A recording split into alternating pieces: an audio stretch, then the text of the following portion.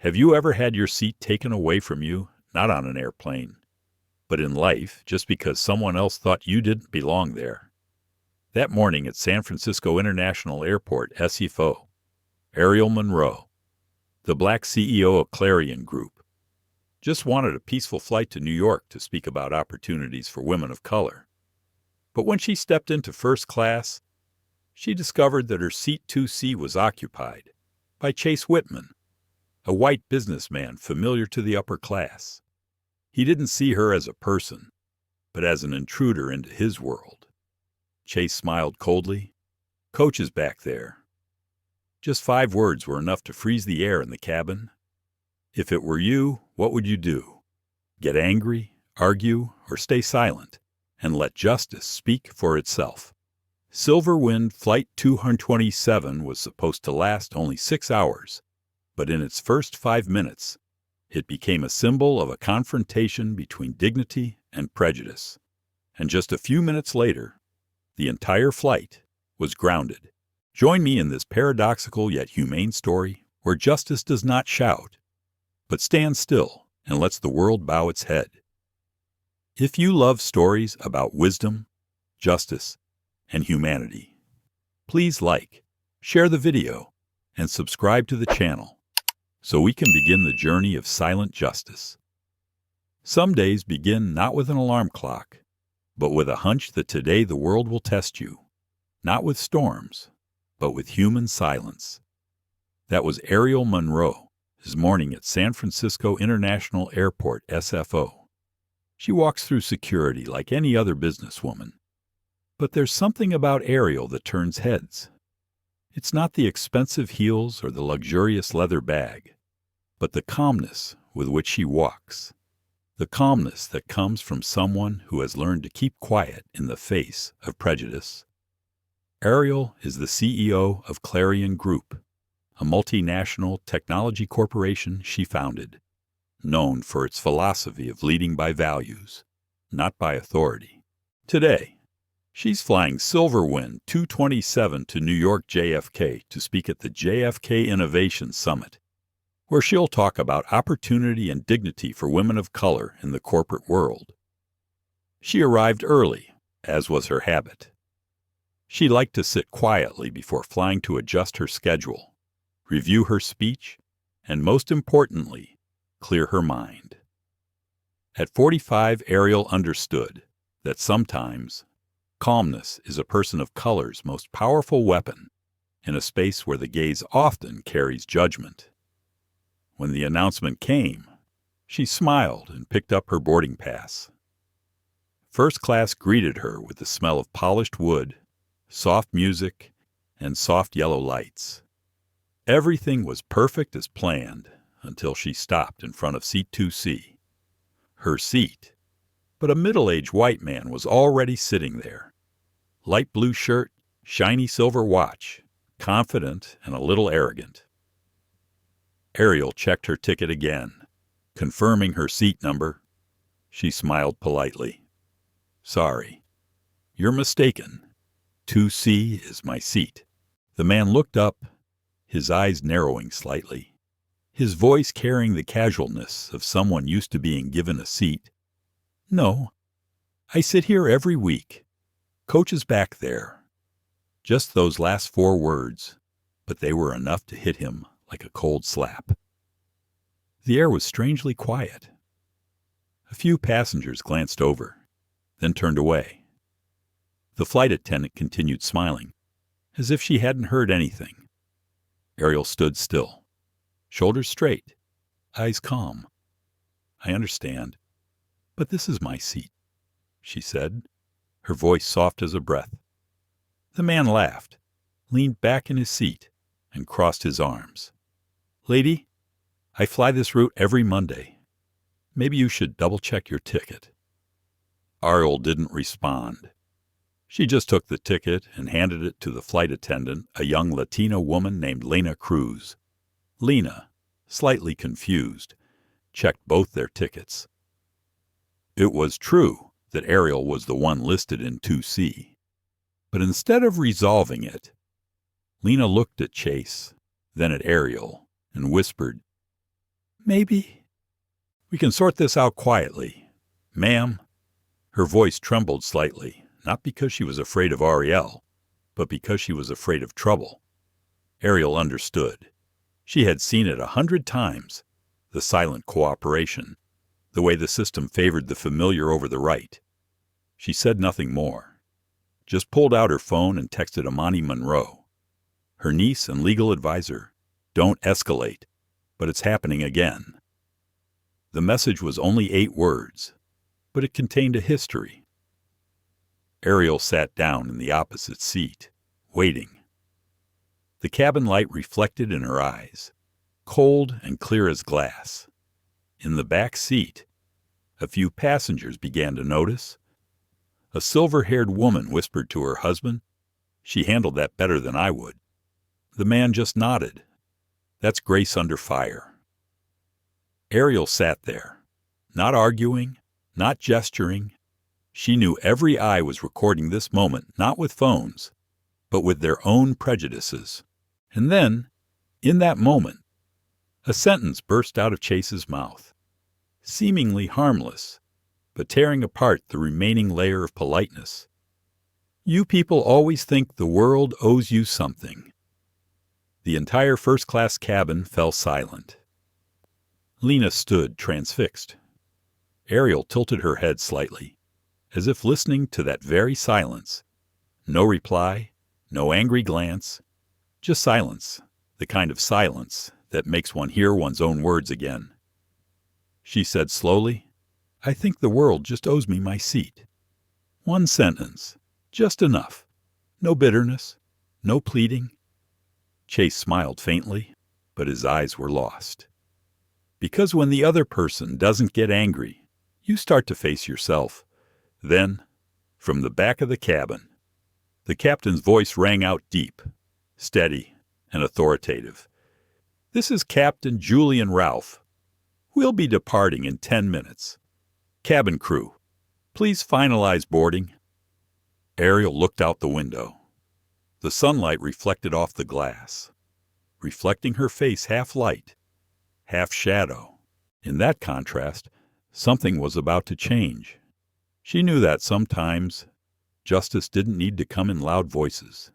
It just needed someone calm enough to stand still. SilverWind Flight 227 hasn't taken off yet. But for Ariel, her journey has begun, not a journey to New York, but a journey to force the world to see what it tries to avoid, the truth in silence. As SilverWind 227 began its slow taxi down the runway, Ariel Monroe closed her eyes for a few seconds, not to rest, but to keep her mind from being caught up in the stares, the words, the weight of the silence. She had once told her niece, Amani, that sometimes staying calm inside is the strongest way to survive prejudice. And today, she had to do it again, except, this time, the world was looking at her differently. A black woman, sitting in first class, preparing to give a speech about dignity and opportunity. On the small table in front of her, she opened a brown leather notebook, neatly handwritten in black ink. Dignity doesn't have to be given. It just has to be seen. The first line of her speech, it was the heart of everything she was about to say at the JFK Innovation Summit. A huge conference where she would represent thousands of women of color, talented women who had to prove themselves twice as hard to be seen as equals. The plane hadn't taken off yet. She looked out the window, the sunlight reflecting off the shiny silver wings. A reminder that this journey wasn't just about the distance between San Francisco SFO and New York JFK. It was about prejudice and fairness, between suspicion and recognition.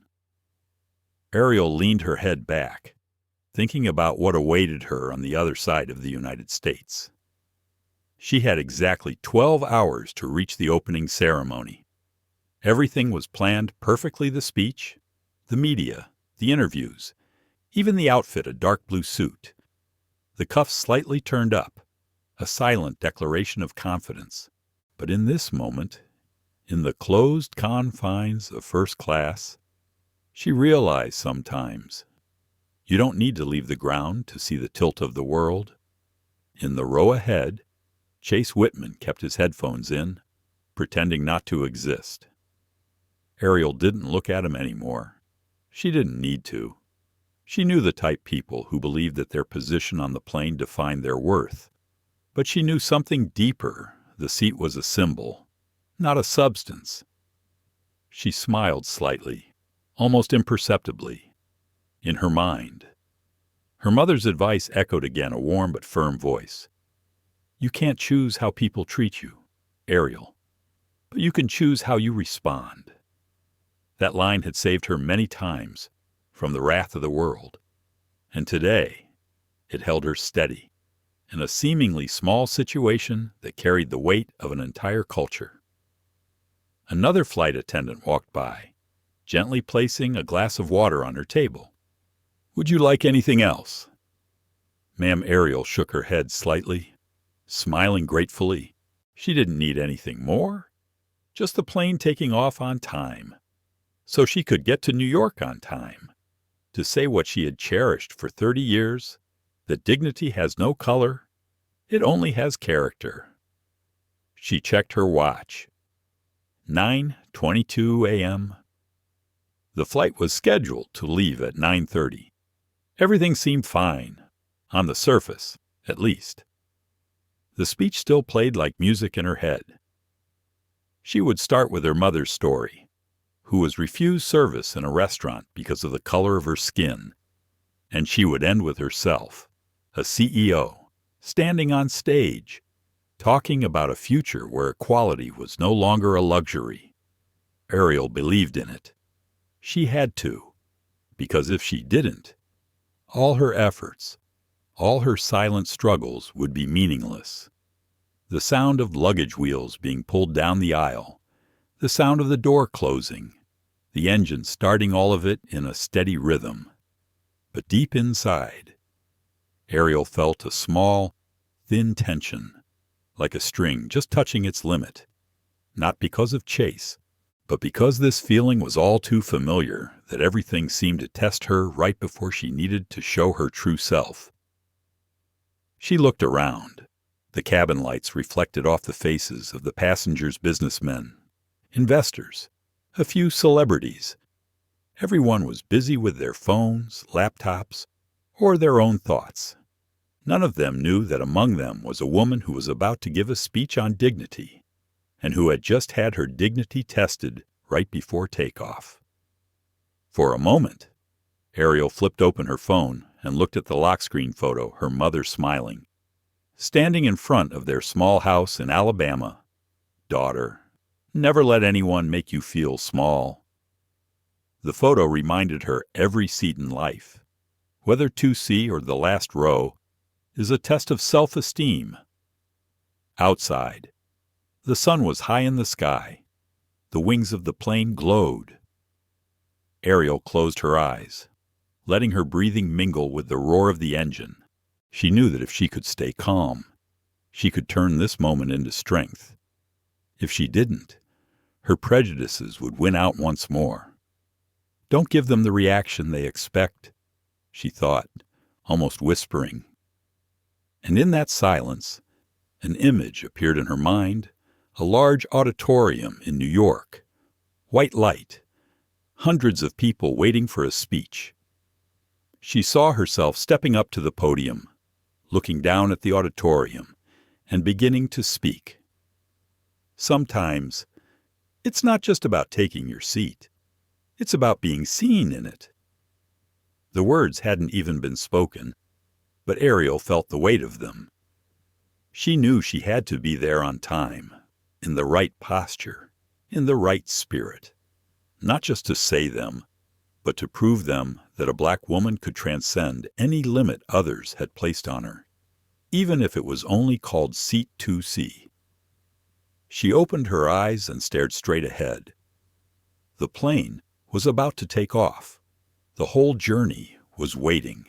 But just when she thought everything was settled, A figure passed by, accompanied by the faint sounds of conversation between a flight attendant and a passenger. That voice, cold, familiar, and confident, rang out again. "I told you. I sit here every week."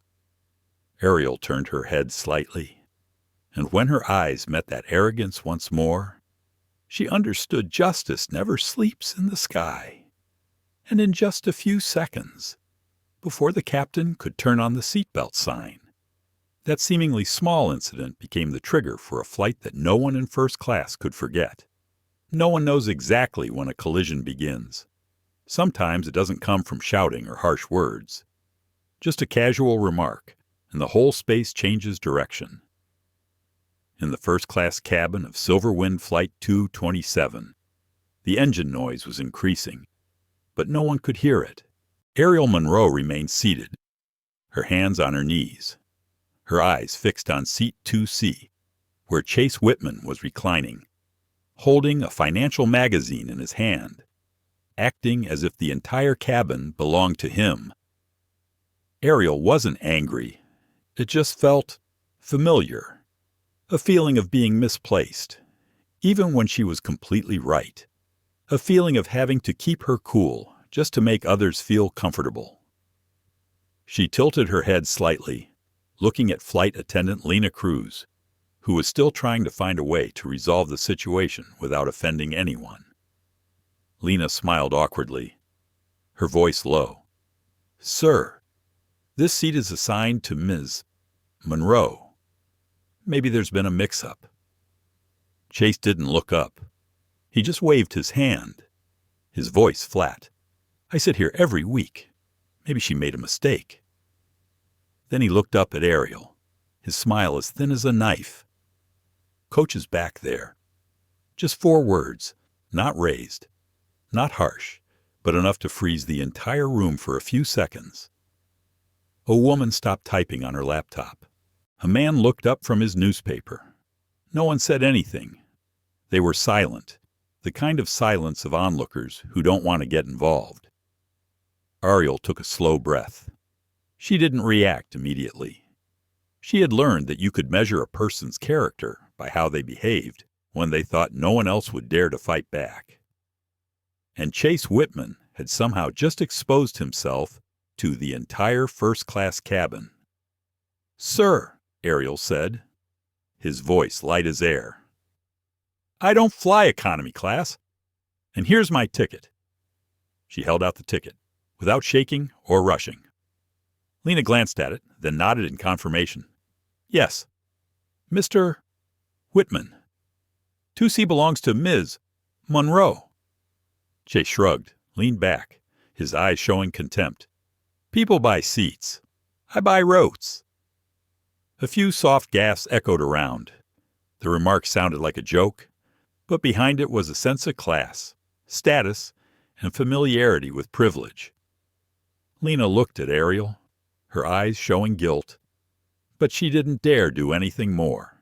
Ariel smiled slightly at her, a smile that was both reassuring and forgiving.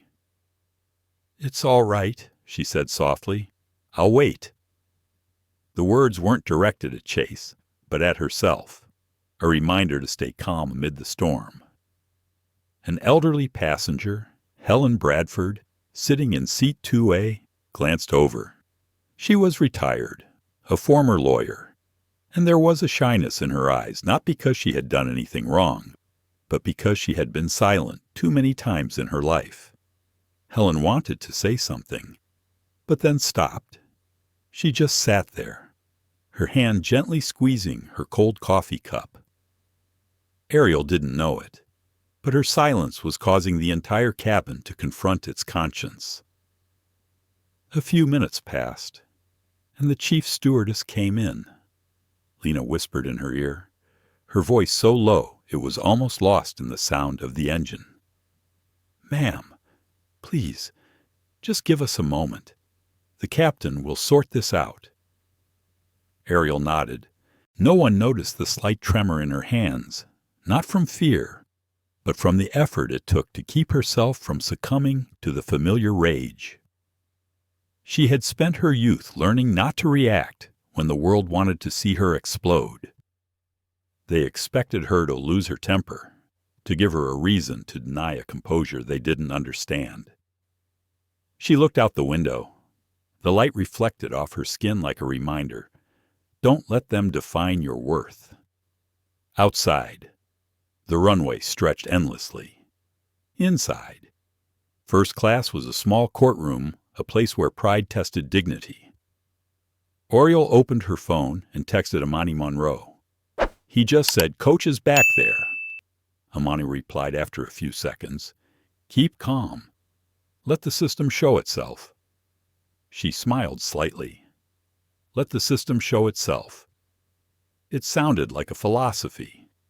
And sometimes you don't need to overthrow something. Just give it a chance to show itself. Chase sat there, confident, flipping through his magazine. Little did he know that, in this seemingly small moment, he was setting off a media crisis he could not have imagined. No one in the cabin knew that. On the other side of America, a grand stage awaited Ariel, and her speech would begin with this very story. The atmosphere in the cabin became heavy. The small voices died down. Ariel turned back, her eyes calm, looking straight ahead. Without saying a word, she still made everyone watch. Then she suddenly remembered a seminar many years ago. At that time, someone asked her, "What is the hardest thing about being a successful woman of color?" She replied, "Learning not to have to prove yourself every day." Today, she had to prove it again, not with words, but with a silence strong enough to make others feel ashamed. The chief flight attendant turned back, his voice low. "Ms. Monroe, please hold on." "The captain is aware of the issue." Ariel nodded, returning the small smile. Chase looked at her, the faint smile still there, but his eyes began to waver. Something about her calm demeanor made him uncomfortable. What people feared most was not anger, but when the other person no longer had any need to be angry. Ariel sat up straight, put the pen down on the small notebook. She wrote a single line, writing slowly and evenly. "Sometimes, the way people treat you doesn't say anything about you. It says anything about them." Jump to part 4, escalating tensions.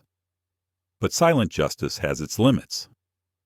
When the system starts to choose sides, not the right side, but the more comfortable side, the winds in first class start to change.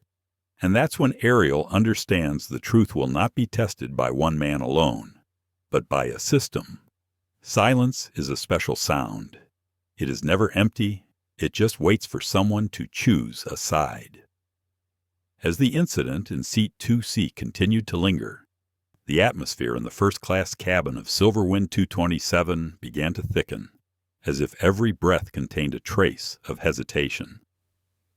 Lena Cruz, a young Latina flight attendant, stood between the two, Ariel Monroe and Chase Whitman, with a forced smile. Her eyes contained both fear and guilt. "Sir, we're just confirming the boarding manifest," Lena said, her voice small. Chase was still leaning back, magazine unclosed, his expression leisurely, of someone who knew the system was on his side. He didn't need to say more. His silent confidence was the answer. "I know you wouldn't dare." Lena looked around and saw a few passengers watching. She pursed her lips, lowered her head, and walked towards the service cabin. Ariel watched her, her eyes neither blaming nor pleading. She had seen this scene more than once in her life when people weren't evil, but simply afraid of trouble.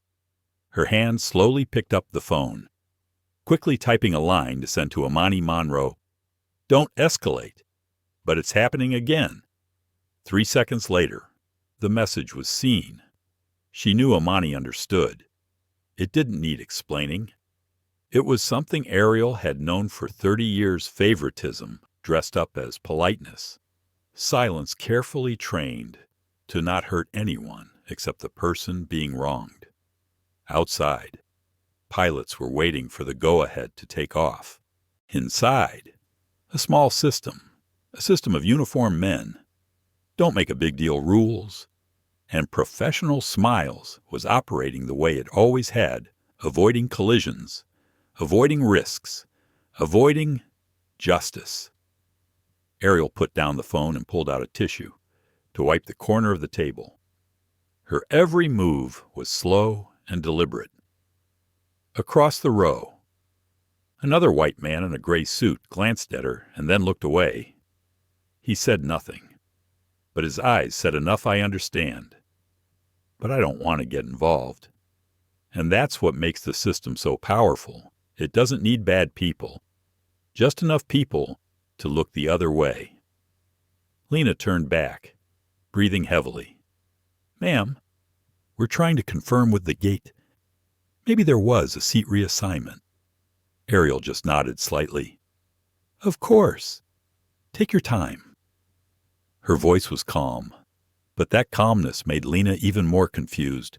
She did not know that Ariel had been one of the funders of the SilverWind Diversity Leadership Grant Program, a scholarship to help minority female flight attendants get more professional training. And now, she was a victim of the very system she had tried to change. Chase closed the magazine and sighed. "This is getting ridiculous. Are we flying or debating?" He raised his voice just loud enough for those around him to hear. A few sympathetic glances were directed his way. No one wanted to miss their flight, and in situations like this, the argument always went to the person making the most noise. Lena swallowed, turned to Ariel, and said apologetically, "Maybe, just for now. You could take another seat. We'll fix this once airborne." She spoke as if offering a solution, but Ariel heard clearly, "Please be the one to give in and leave me alone." She smiled, the smile that only those who have been hurt can practice. "No problem. Kojapke. But please make sure it's fixed properly." Then she stood up, making way for someone else to pass. The entire first-class cabin watched, but no one intervened, not because they didn't see the mistake, but because the mistake was too routine, too small to disrupt the flight. Ariel stepped back, stood by the cabin wall, and watched. She saw Lena bow her head to talk to her colleague, saw Chase cross his legs, saw the others return to their phones as if nothing had happened.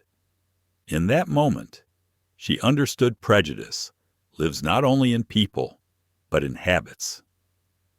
In her head echoed her mother's voice. "I can't wait for the system to fix me. I have to force it to look in the mirror." She tapped the phone screen, reopening Amani's message. There was no reply, just 3 dots typing, then disappearing.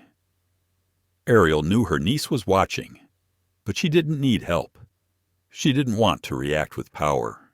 She wanted the world to see by how it was doing. The hatch closed. The fasten seatbelt sign came on, but no one in 2C felt any safer. Lena avoided Ariel's gaze as she passed, and for a moment, Ariel saw the young girl's hands tremble slightly. She understood. Lena wasn't evil. She was just afraid of losing her job, afraid of being misunderstood, afraid of the price of being right. That fear, silence, cooperation, transmission is the invisible thread that keeps injustice breathing. No one needs to give orders. The system is programmed to choose the safe side.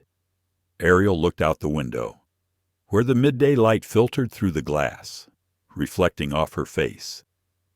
She thought of other women of color, those still sitting in the 2C seats of their lives, where silence is sometimes seen as the answer.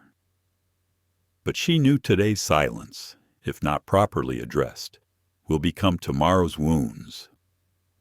A light breeze blew as the plane slowed. She closed her eyes slightly, as if letting the air speak for her. If they needed a lesson, she wouldn't lecture them. She would let the facts do the talking. Jump to Part 5, Silent Confrontation. As the plane reached takeoff speed, Lena turned back with a decision she wasn't sure was right. And in that moment, Ariel understood not all confrontations are spoken some. The truth is only heard through the way someone stands still. In the first-class cabin of SilverWind 227, everything seemed to have settled down, but the calm was like a lake before a storm, flat, tense, and filled with the unspoken roar. Lena Cruz turned around, a printed passenger list in her hand. Her eyes found Ariel Monroe, then shifted to Chase Whitman, the man still sitting cross-legged, his gaze disdainful as if everything around him was just waiting to be served. "Sir," Lena said, still trying to sound polite, "our record confirms Seat 2C belongs to Ms. Monroe." Chase looked up, eyes narrowed, a half-smile on his lips. "I sit here every week," he said, each word dragging out, as if his habit had the right to rewrite the rules. Lena paused. She knew the right thing to do was to ask him to leave. But she also knew it was more comfortable to pretend the system was at fault. A beat of silence passed, and that silence was where justice began to crack. Ariel said nothing. She just looked at Lena, a look that was not angry, not blaming, but seemed to be reflecting conscience. "It's all right. Konoike, please take your time." The air turned thick. Chase laughed, a light, smoky laugh that left behind a burnt smell of arrogance. "You people—" He trailed off, his voice a mixture of disdain and familiarity. The three words, "you people," fell into the cabin like a small stone falling into a calm lake. Not big, but creating cold ripples that spread everywhere. A man in seat 3B turned his head, about to say something, but stopped. The old woman, Helen Bradford, in seat 2A sighed softly, her hands shaking as she held her glass of water. As for Lena, she stood there, frozen, her eyes blinking rapidly, her lips moving but no sound coming out. In that moment, Ariel Monroe didn't speak, didn't smile. She just stood there, shoulders square, eyes steady. There was no reaction, and that was what confused Chase. He waited for an argument, a retort, an outburst to prove his preconceptions right. But Ariel didn't give him that chance. She stood still, refusing to be dragged into the mutt he was creating. By remaining silent, she revealed his true colors. A long silence fell over the first-class cabin. The only sound was the fan and the human heart, beating faster than normal. Lena spoke, her voice small and trembling. "Sir, please lower your voice." Chase laughed. "My voice, I'm not yelling. But apparently, telling the truth now counts as yelling." Ariel turned her head, her eyes still calm, her voice soft, almost a whisper. "No, sir. It's not the volume. It's the echo." The cabin fell silent.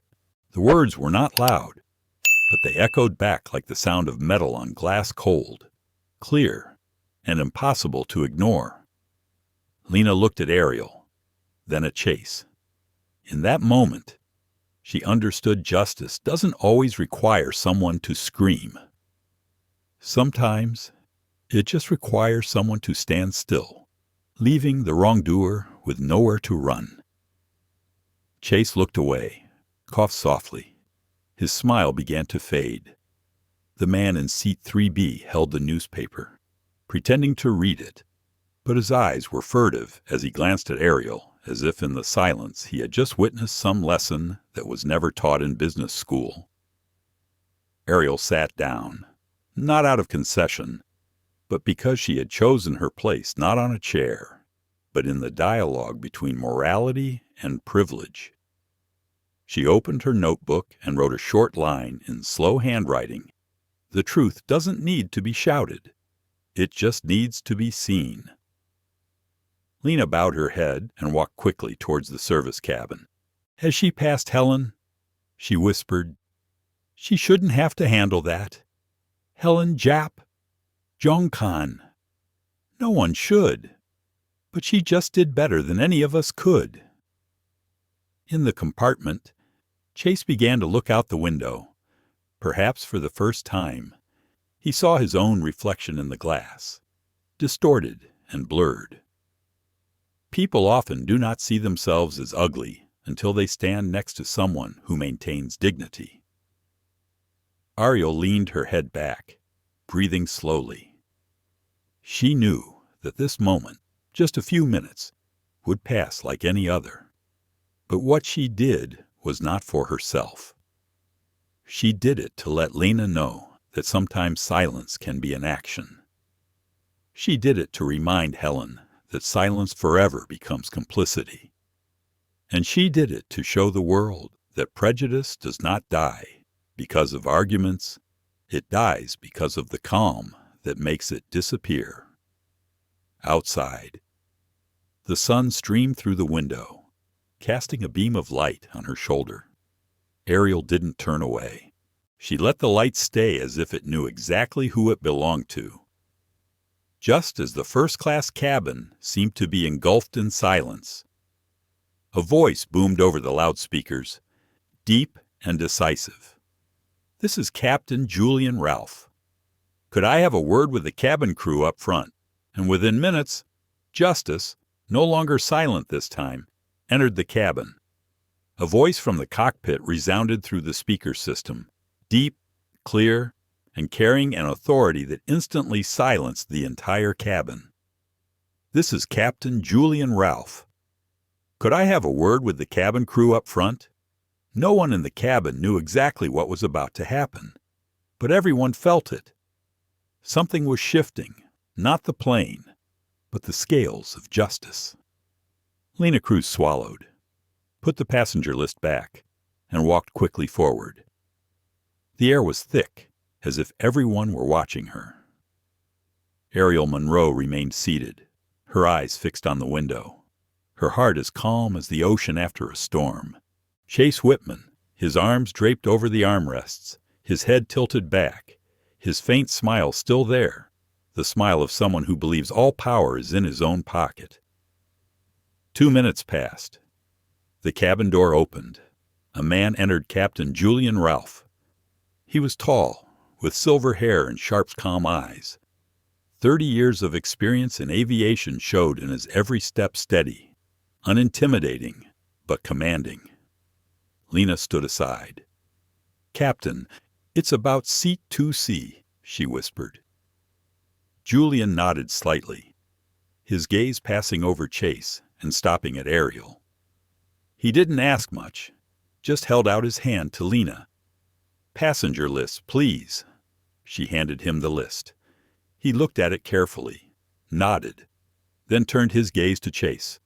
His voice low and calm. Mr. Whitman, your seat assignment is 4D. You're currently occupying Ms. Monroe's seat." Chase laughed and shrugged. "Captain, I fly this route every week.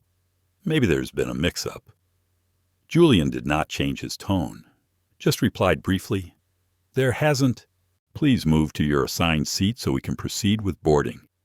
Not a word was wasted, no anger, no emphasis, but each word had a metallic weight. The cabin was silent. Ariel sat there, saying nothing. She didn't need to. Chase smiled wryly, about to say more, but the captain's look stopped him.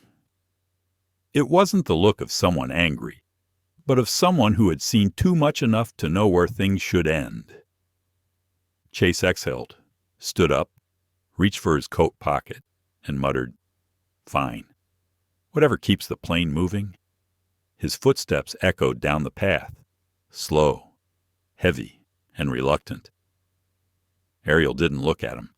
She just tilted her head slightly, avoiding the light. Justice, this time, didn't need to be shouted.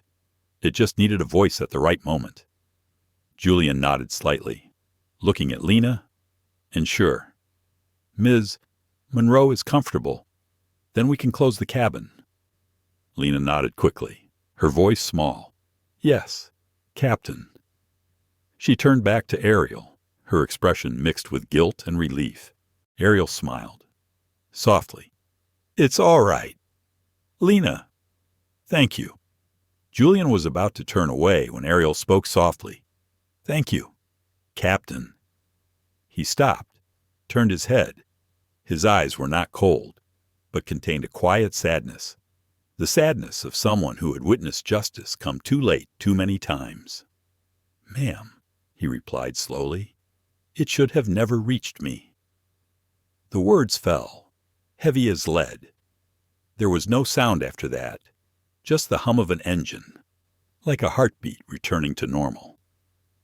Ariel watched him go, then turned her gaze to the window. Outside, the late morning light stretched across the tarmac. She thought about how it had all happened not with a fight, not with threats, but with the presence of someone honest enough to act. In her head echoed her father's words from that day: justice needs no rush. My child, it only needs one person who will not turn away.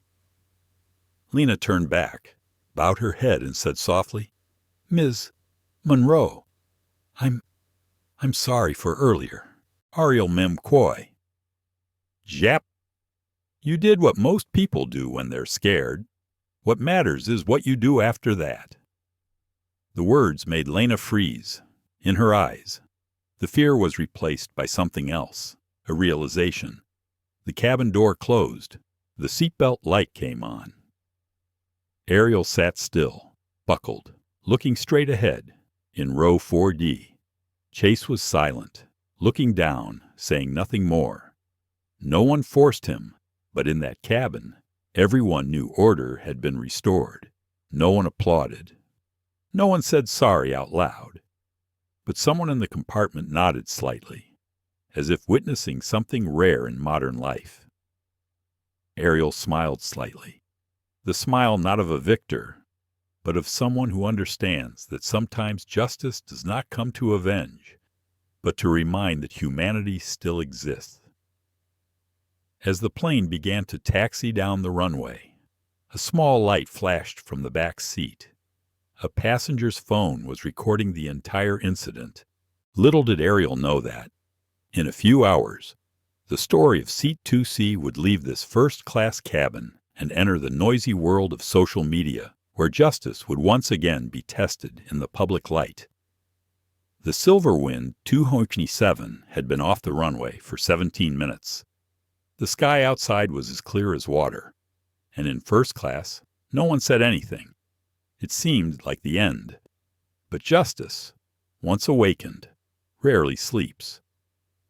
In row 5A, a young passenger, an Asian college student, recorded the entire scene of Ariel being taken over, from her cold voice saying "Coach is back there" to her calm, unresponsive manner. At first, he intended to keep it as a testament to the injustice he had just witnessed. But when the plane reached cruising altitude, he opened his phone and wrote a simple caption. This woman was treated like she didn't belong. She never raised her voice, but the world should hear her silence. He pressed upload. Just that. One tap. But the world began to shake.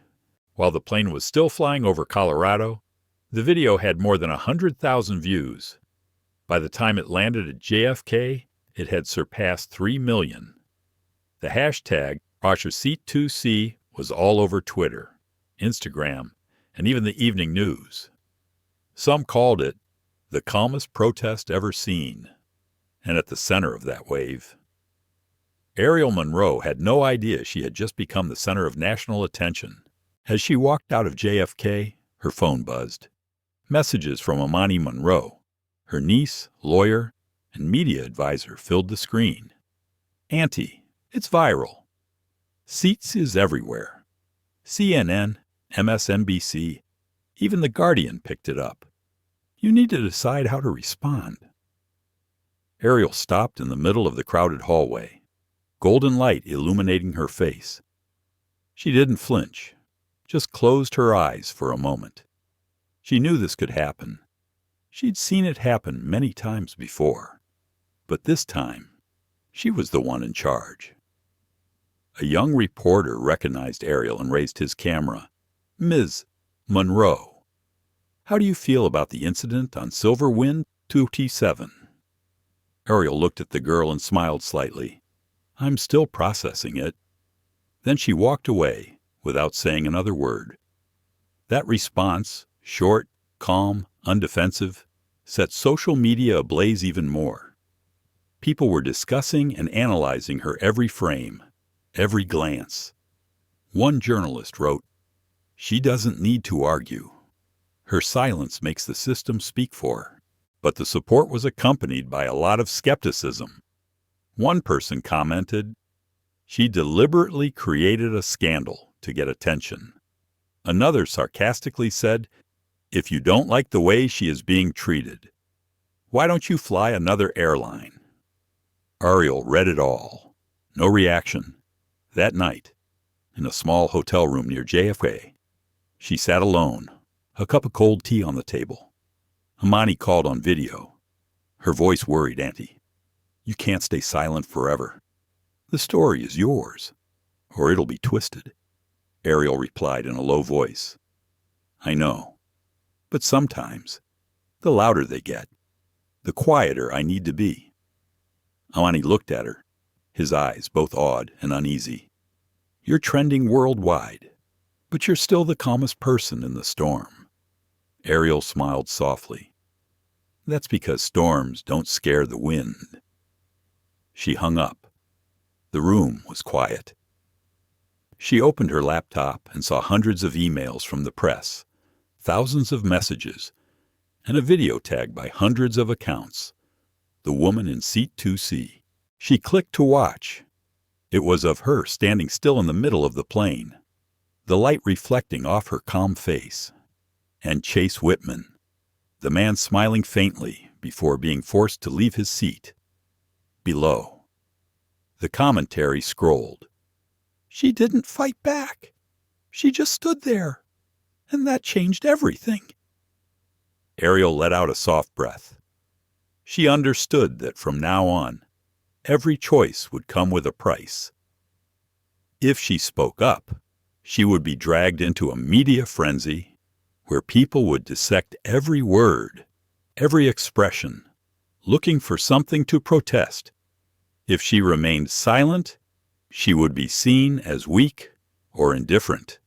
There is no safe choice, but justice is never a safe zone.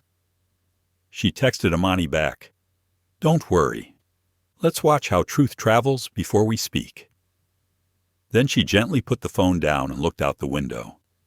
Below, planes were taxiing, their lights flashing in the middle of the night. She wondered how many people were sitting in her seat, not seat 2C, but the seat that symbolized the place where the world says you don't belong.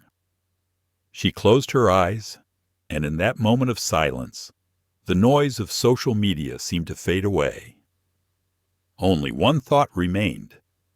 I didn't choose to be famous. I just chose not to bow my head. The next morning, Amani appeared at her door, phone in hand, eyes shining. "Auntie, you need to see this."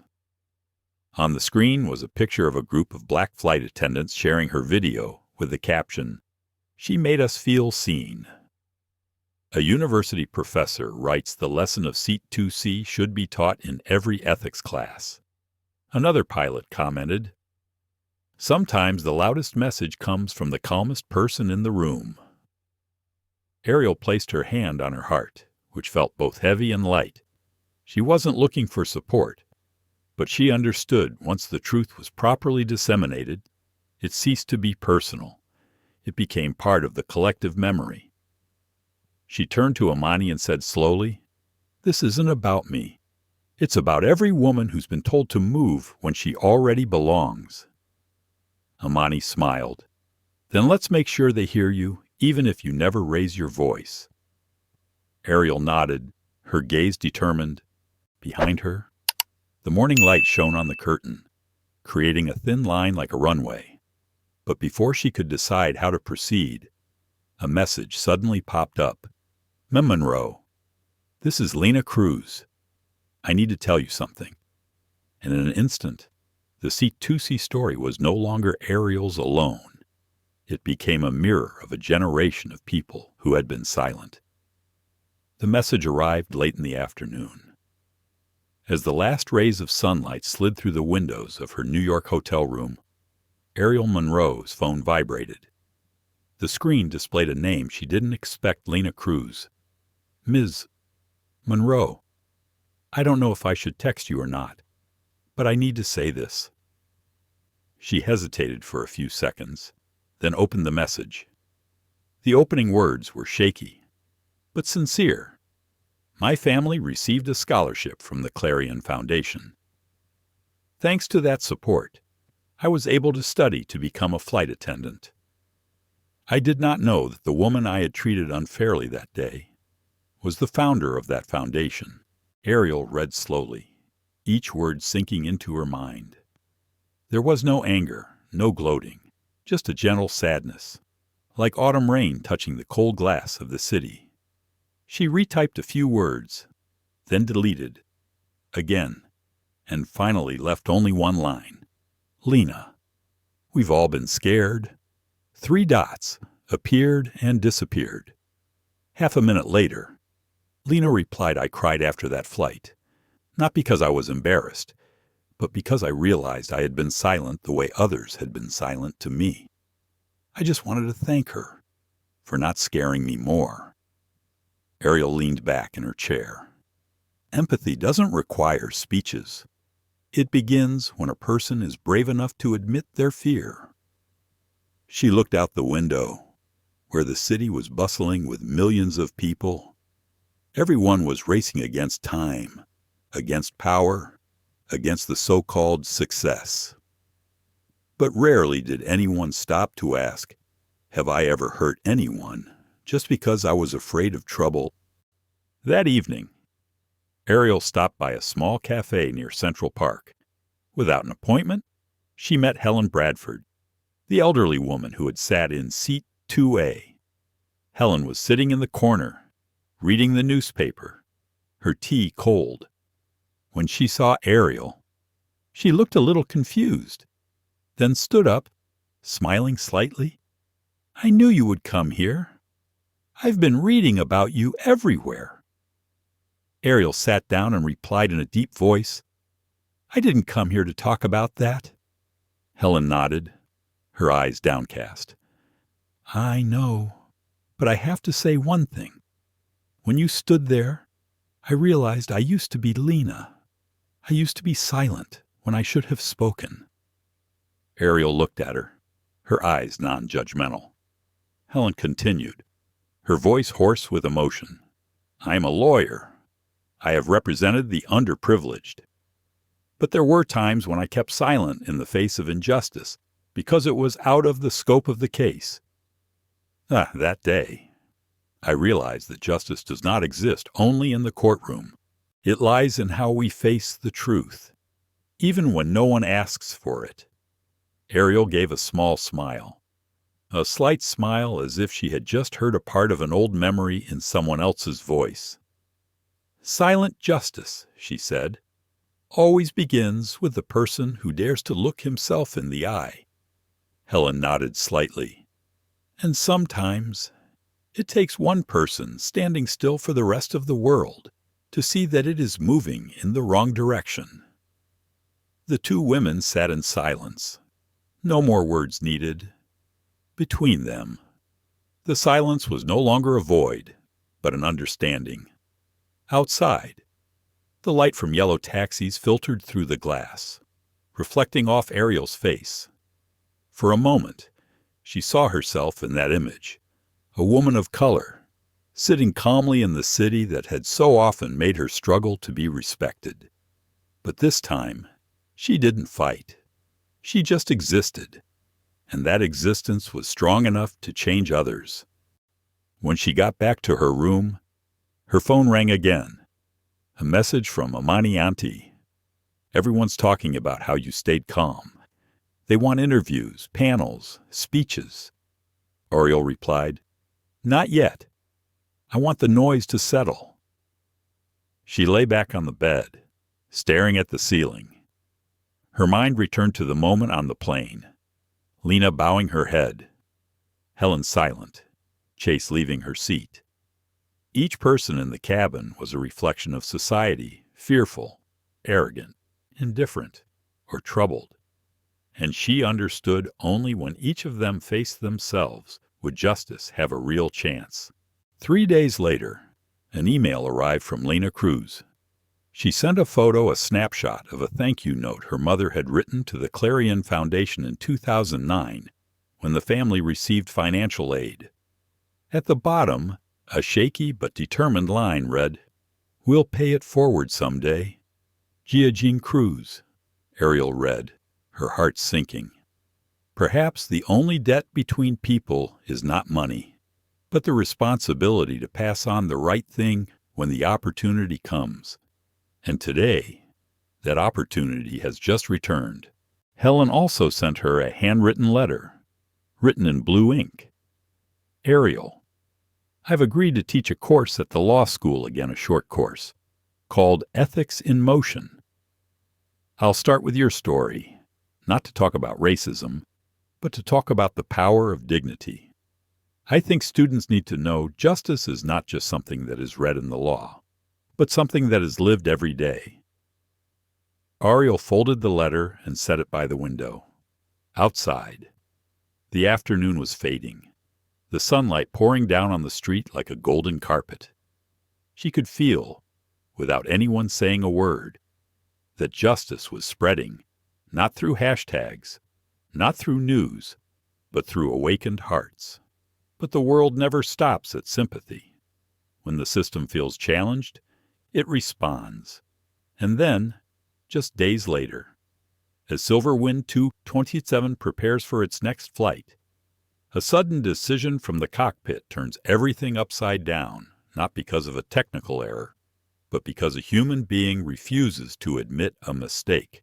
It's been 3 days since the Seat 2C video went viral across America. The world is still talking about Ariel Monroe, the woman who kept silent in the face of injustice, and with her composure, made the rest of society look in the mirror. But just as the wave of sympathy was reaching its peak, the turning point came not with words, but with a chilling announcement from the cockpit of SilverWind Airlines. That morning, SilverWind Flight 228, returning from New York JFK to San Francisco SFO, was abruptly delayed mid-flight. The airline's announcement was just a few lines operational issue. The flight will return to San Francisco for safety reasons. But the technical issue wasn't technical at all. A passenger on the flight, Chase Whitman, had caused trouble just before takeoff.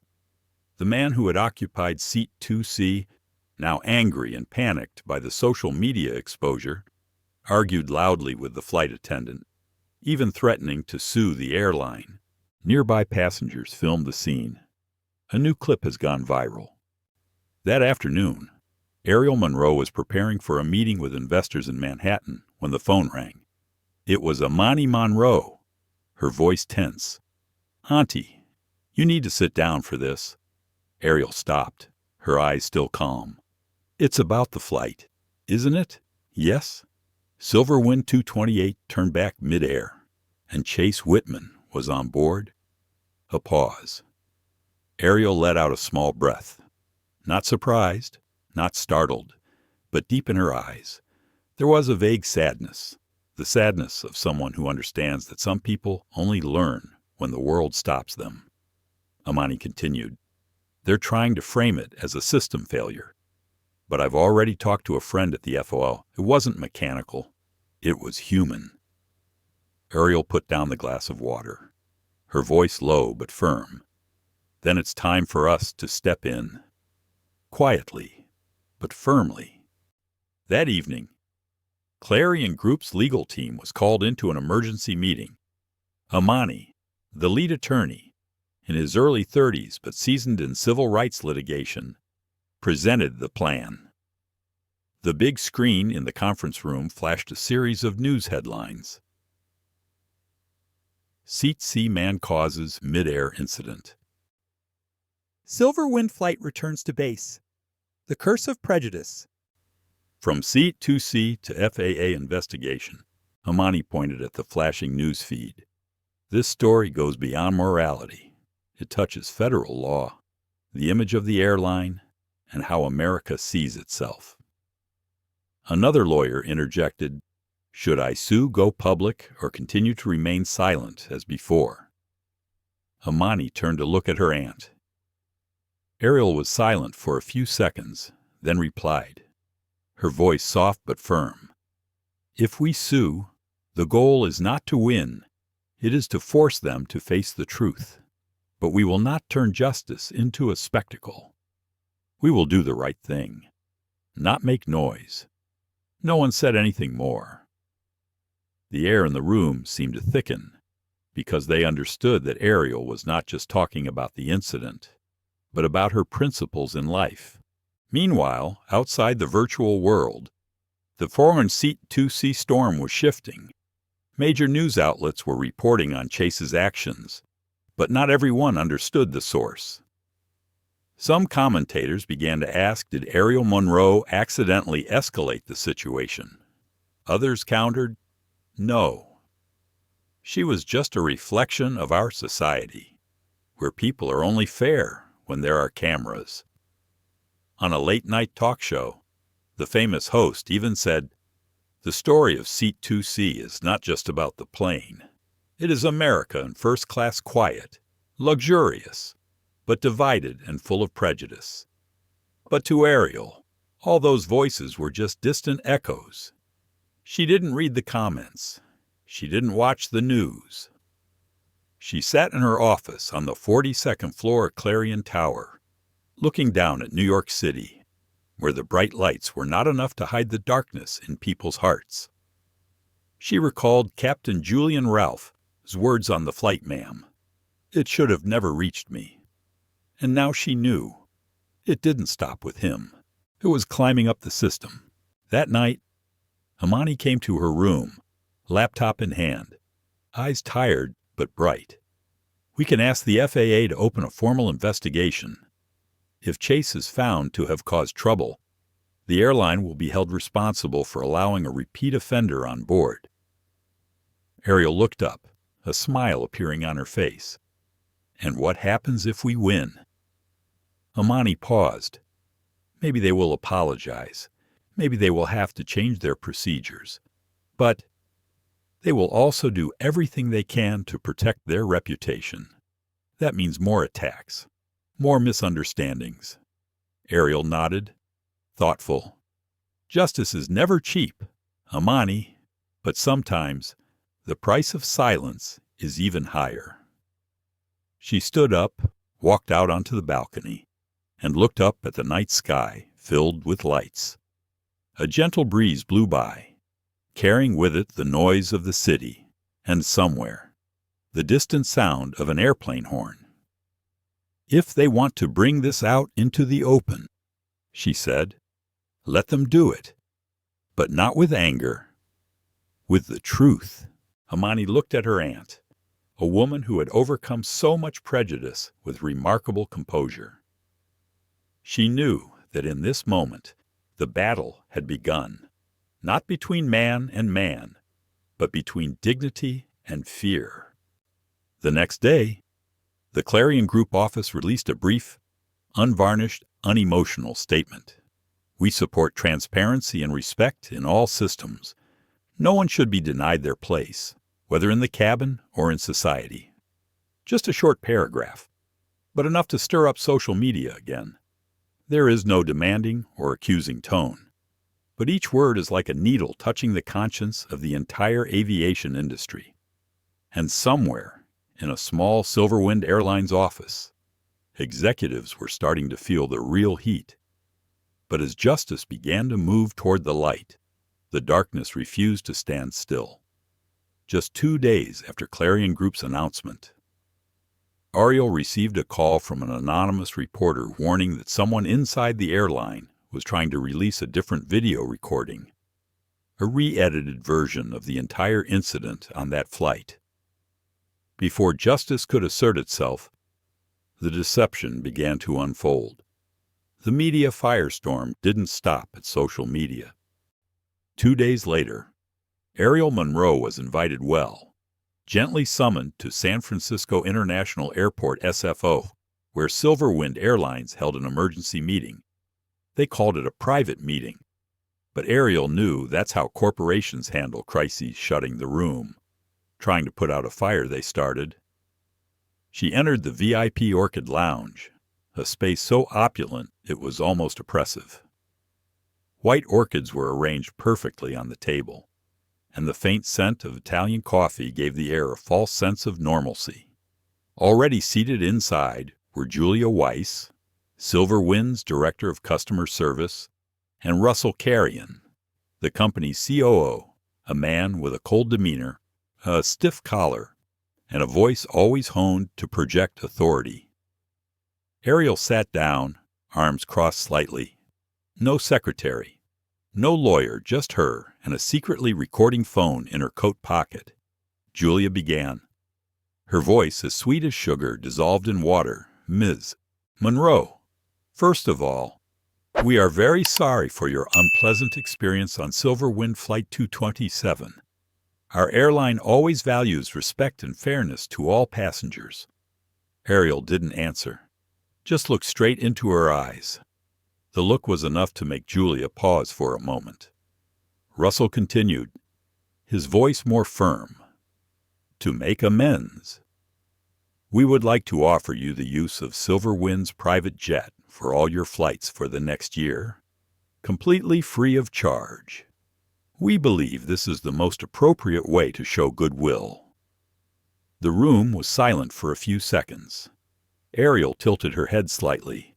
Her lips curved into a small smile, but her eyes were cold as steel. Mr. Clarion, she said slowly, I don't need a private jet. I need my seat. Seat 2C. The air in the room seemed to thicken.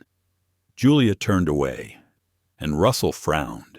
The man accustomed to controlling others suddenly found himself sitting before someone whose words could not bend him. The door opened. Chase Whitman walked in. His suit was expensive, his hair neatly combed, but his face showed the tension of a man who had just endured days of national condemnation. He forced a smile, trying to appear calm. Ariel, I guess you're as tired of this media as I am. Ariel didn't reply, just looked straight ahead, as if observing not a man, but the shadow of a system. I didn't come here to talk about social media. Mr. Whitman. Chase shrugged and sneered. I know you like to play the victim, but really, you're using skin color and gender as a weapon. You weaponized your identity to make me look like the bad guy. Ariel remained silent. Only when he stopped did she reply softly, her voice low but powerful enough to cut through the air. No, Mr. Whitman, I did not weaponize my identity. You assumed your identity was more important than mine. The words fell like a clean knife slash, bloodless, echoless, but left a wound so deep that the whole room held its breath. Russell coughed softly, trying to salvage the situation. We understand that this incident affects the reputation of both sides. Perhaps it is best to find a quiet solution where no one loses face. Ariel turned, her voice calm but sharp. You say no one loses face, but I was denied the right to sit in a seat I paid for. I was treated as a misfit in a compartment I was entitled to. And now you worry about who loses face. Julia bowed her head and said nothing. Chase began to fidget and tried to speak. I'm not discriminating. I just think there's a mistake. Ariel looked at him, her eyes non-judgmental, containing only a slight sadness. You don't have to think. My ticket speaks for itself. The air in the room was so cold that you could hear the clock ticking. Finally, Russell stood up, his voice stiff. "We will review the entire process and notify you later." Ariel also stood up, picked up her bag. Before walking out the door, she turned back, her gaze straight, not angry, not triumphant, just a calm that carried the weight of truth. "Mr. Clarion, justice does not need a plane. It only needs a chair kept in place." The door closed. Inside, the three remaining people were silent. Julia sighed. Chase bowed his head, looking small for the first time in his perfect suit. Russell sat down, rubbed his forehead, and muttered, "We should have just let her sit," in the long hallway leading to the glass doors. Ariel walked slowly. Her shoes echoed evenly on the marble floor. Each step seemed to press down the weight of a lifetime of women who were told to step back. But she did not step back. She just walked straight, silently, like a breeze, but enough to make the whole system shake. When we got to the parking lot, Amani Monroe was waiting in the car. "How did it go?" she asked, her eyes searching. Ariel opened the door, sat down, and smiled slightly. "They offered me a jet. And you? I told them I already had a seat." Amani laughed out loud, half surprised and half admiring. That line's going to end up in headlines.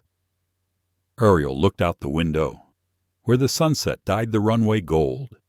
Let them write what they want. The truth doesn't need to trend. It just needs to last. That silenced Amani. She knew her aunt had not only won the confrontation, she had just laid the groundwork for a larger one. That night, the newspapers simultaneously published the news: Ariel Monroe rejects SilverWind's private jet offer. I didn't need a jet. I needed my seat. The country was in an uproar again. People were talking about dignity and silence, about a black woman who makes CEOs bow. But for Ariel, all that noise meant nothing. She just sat in her apartment, opened the window, and looked out at the San Francisco skyline, where planes took off in silence, flying through the clouds as if the sky had just been renewed. But the world didn't just want a story, it wanted a statement. And Ariel knew it was time to write what the country needed to hear, that sometimes a chair is more than just a chair. The San Francisco night fell in silence. Ariel Monroe. His apartment was lit only by a small desk lamp, which cast a soft glow on the face of the woman sitting in front of her laptop. There was no more interview noise, no more camera, just her and the words. After the SFO showdown, the world wanted to tear the story apart and label it hero, victim, villain, or icon. But Ariel was none of those things. She was just a woman who wanted to sit in the seat she had paid for and be seen like any other human being. She opened a blank page, her fingers tapping lightly on the keyboard. Then, slowly, she wrote the title. Sometimes a seat isn't just a seat. The first sentence does not come from anger, but from the sadness of someone who is too used to being doubted just because he exists. The chair I bought is not a status symbol. It is a reminder that I have come far enough to sit where I belong. But someone looked at me and thought I was sitting in the wrong place. Each line appeared neat, not flowery, not spiteful. They touched the reader like a cold wind, light, but made their heart clench. Section 2C is more than just a seat. It's a seat that many women of color have never been allowed to occupy, despite working their entire lives. And when someone takes it, even for a few minutes, they're not just taking my seat. They're taking the image of people who look like me, who are trying to prove that dignity doesn't need permission. Ariel paused, took a deep breath. Then she added another line. As if it were a personal message to herself, I chose to remain silent. Not because I was weak, but because I believed justice did not need to be shouted to be heard. She pressed publish. There was a small click as light as a drop of water, but enough to reverberate across the surface of an American lake. 3 hours later, the post had been shared more than 3 million times. Headlines were pouring in. Ariel Monroe rewrites the definition of presence. Sometimes a seat isn't just a seat. The declaration that silenced America. From 2C to CEO. A woman's journey doesn't need to be proven, just seen. Those who criticized her began to be silent, and those who were silent now spoke up. On CNN, the host read excerpts from the article on the evening show. Her voice trembled at the end. Justice does not come when someone is brought down. It comes when a person is seen for what he is. At the New York Times, senior editor Helen Rayner wrote an editorial. Perhaps for the first time in years, we are not talking about a war of gender or race, but about the most basic concept, the right to be present without justification. In the Clarion group office, Amani Monroe saw her aunt sitting quietly in front of the window, the morning sunlight shining on her silver hair. "Auntie," Amani said softly, "your article is making America talk about silence as an action, not weakness." Ariel smiled, her eyes distant. "Silence is not an escape. It is a way to let the truth ring louder." Amani nodded, but was still worried CNN wanted an interview. NBC also called. They wanted me to speak live. "No," Ariel replied. "We will say no more. When words are enough, silence is valuable." But she knew, even without saying more, people had begun to listen. 2 days later, at a small coffee shop in Boston, a middle-aged woman, an aeronautical engineer, shared Ariel's post with the caption, "I used to be told to step aside when I walked into a boardroom full of men. Today I understand. I don't have to step aside. I just have to stand in the right place." In Atlanta, an African-American flight attendant posted a photo of herself at the door of an airplane with the hashtag #Seat2C. Below it was the caption, "Thank you, Ariel Monroe, for making the skies fairer."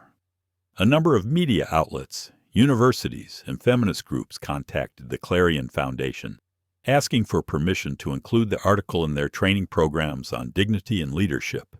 Not a single sentence of Ariel's voice is raised, but each of her lines seems to beat a rhythm in the reader's mind, a slow soundtrack that everyone wants to listen to all the way to the end. That night, as the city was bathed in yellow lights, Amani received a call from a stranger. The man's voice was low, hoarse, but polite. "Excuse me. This is Julian Ralph, the captain of the flight that day. I just wanted to say, I read Mrs. Monroe's article. I've been flying for 30 years, but I never thought a seat would make me question myself like that." Amani smiled and replied, "Thank you, Captain. My aunt will appreciate it." "No," he said softly. "I appreciate her. Sometimes it takes a calm passenger to remind the whole system how to land properly." The call ended, and Amani stood looking out into the street, feeling what her aunt had once said. Silent justice doesn't stop at action. It spreads like light slow, but never extinguished. 3 weeks later, New York University invited Ariel to speak at its Women in Leadership program. She stood on a small stage with no slides, no speech. She simply said, "When a woman is denied her seat, the world is not only wrong with her, it is wrong with itself. Because every occupied chair is not just a place to sit, but a testament to the fact that society has not yet learned to see everyone as equal." The room fell silent. Then, one by one, they stood up and applauded, not because they had heard anything new, but because they had just recognized something old. something they had overlooked. Ariel returned home that night and turned on the television. A news channel was replaying her article, the announcer's voice echoing over slow music. Sometimes a seat isn't just a seat. It's where dignity begins. She looked up at the screen and smiled, not because she was being praised, but because, finally, the story was no longer hers. It belonged to everyone who had been left out and still chose to stand up in silence. But justice, once seen, will demand accountability. And not long after the article, SilverWind Airlines sent a formal invitation, not to apologize personally, but to discuss systemic reform. Ariel knew this was no longer about a chair. It was time for her to step into the arena where real power resided, the boardroom. When the media spotlight dimmed, the real stories began. 3 weeks after the article, "Sometimes a seat isn't just a seat" became a national phenomenon. SilverWind Airlines sent Ariel Monroe an official invitation. The wording was terse, cautious, and cold. "We look forward to meeting with you to discuss systemic solutions towards a fairer and safer future for all passengers." Ariel finished reading, just smiled. They didn't invite us to apologize.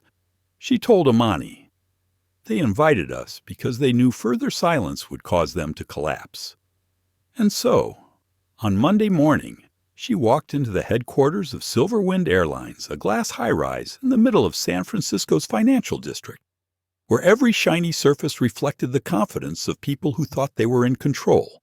The 43rd floor conference room was cold, almost soulless. A long walnut table, 10 leather chairs, and the so-called executives sat waiting. At the head of the table sat Russell Clarion, the CEO who had offered her a private jet. To her right was Julia Weiss, the customer service director, her gaze reserved but more sincere than before. Several other board members, mostly middle-aged white men, sat silently, their gazes a mixture of defensiveness and curiosity. Ariel wasn't alone. Beside her was Amani Monroe, carrying a thick file, each page marked with pastel stripes. When all was settled, Ariel did not wait to be invited. She stood, looking straight at the council, not with a challenging look, but with the look of someone who knew she had a right to be there. "I didn't come here to talk about what happened," she began, her voice low, clear, and unshaken. "I came here to make sure it never happens again to anyone." She put a document on the table.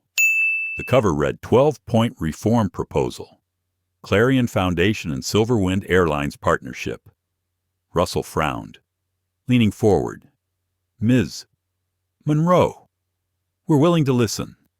But let me reiterate, SilverWind is a private business." And Ariel interrupted, gently but firmly. "And because of that, he has even more responsibility to the public that has trusted him." The meeting room was silent. She opened the document and began her presentation. No slides, no assistant, just the voice of a woman who knew her words carried real weight. First point. SilverWind will publicly apologize, not just to me, but to all passengers who have been treated unfairly.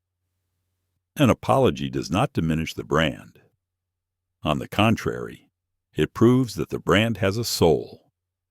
Second point, reform. The entire seat verification process. No one should be asked 3 times just because they don't look like someone sitting in first class. A few people in the room coughed slightly. A few others bowed their heads to take notes. Third point, organize mandatory implicit bias training for all employees, from flight attendants to senior leaders. Those who think they have no bias are the ones who need to learn the most. Julia Weiss nodded slightly, as if in silent agreement. Point 4, establish an independent audit committee, not internal to SilverWind, to monitor discrimination complaints. Point 5. Implement a real-time reporting system for passengers so they can directly reflect on staff behavior during the flight. Russell interrupted, his voice trying to stay calm. Ms. Monroe, that's a long and expensive list. You're asking us to restructure an entire operating system just because of a single incident. Ariel looked at him, smiling slightly, not sarcastically, just sadly. Mr. Clarion, people don't refactor because of an accident. They refactor because the accident shows that the system has been wrong for too long without anyone fixing it. At the end of the table, a council member, Peter Lang, legal counsel, spoke up. And the final request in the proposal, Ariel turned the last page. Looking straight at him, I want SilverWind to formally ground Chase Whitman for 5 years. Not as punishment, but as a reminder that the right to fly and the right to be respected is based on behavior, not privilege. The conference room fell into a dead silence. Russell leaned back in his chair, his voice hoarse. You know he's a shareholder, right? Ariel was undeterred.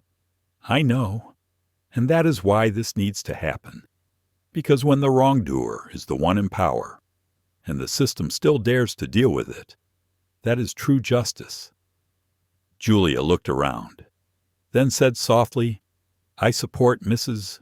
Monroe. A few more nods began to appear sporadic at first, then chain reaction. No one applauded, no one shouted, but in that cold room, people had just witnessed something rare reason triumphing over power. The meeting lasted nearly 2 hours. As Ariel gathered up the documents, Russell spoke softly, his voice almost weary, I have to admit. You remind me of my mother. She was also someone who never accepted small things. Maybe the world needs more people like you. Ariel just smiled. No, Mr. Clarion? The world doesn't need more people. It just needs fewer people pretending the plane isn't tilting. She paused, looked around the room, and then concluded with one final sentence, one that silenced the room. Stop pretending the plane isn't tilted. Outside the conference room, the San Francisco sky was unusually blue.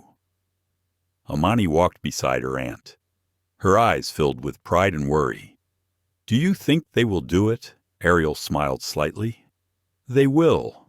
Amani, not because they want to, but because they know that if they don't, the whole world will see their plane still tilting.